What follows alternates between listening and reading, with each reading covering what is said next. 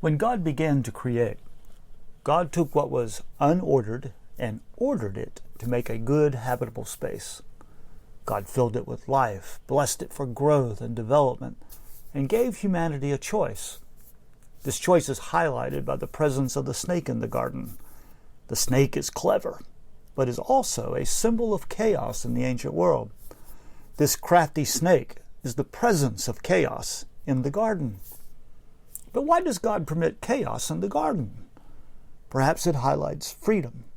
The man and woman may choose, and chaos gives them space to choose. The snake probes them and offers what they want. They want to be like God. Not because they are rebels, but because their destiny is to be like God. God created them to become divine-like.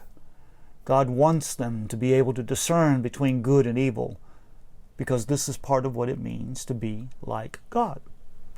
The snake, however, asked them to distrust God and take a shortcut to maturity.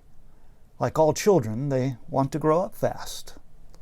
They grasp for wisdom as the snake outwits and deceives them.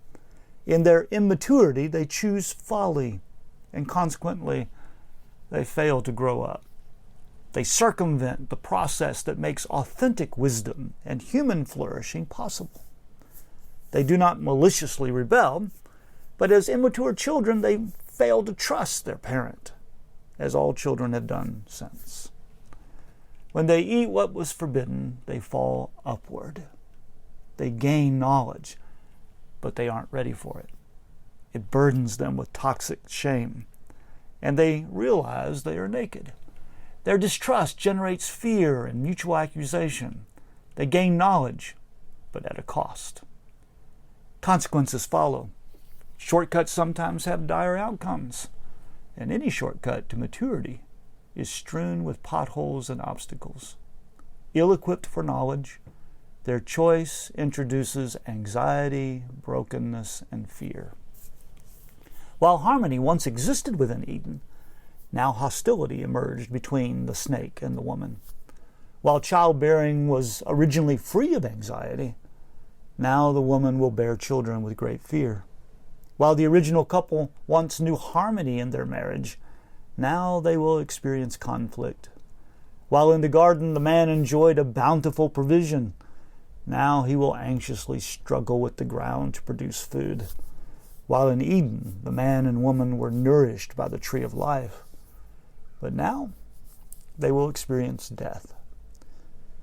These transitions are not so much punishments, but what follows from foolish decisions. Folly leads to self-destruction and death. The original couple did not trust God's timetable for maturity and rushed headlong into knowledge for which they were unprepared. As a result, they created a different world for themselves than the one God provided in Eden. This brought disorder and moral chaos into God's good, ordered creation. These consequences are fully realized when they are exiled from the garden. Due to their folly, life was no longer innocent, but God responded with honesty and grace. God described the consequences and then graced them with clothing, preserved their lives east of Eden, and blessed them with children. They now became Adam and Eve, as the man named Eve as the mother of all living. This is no angry God, but a loving parent who practices tough love with children who must learn how to live the hard way.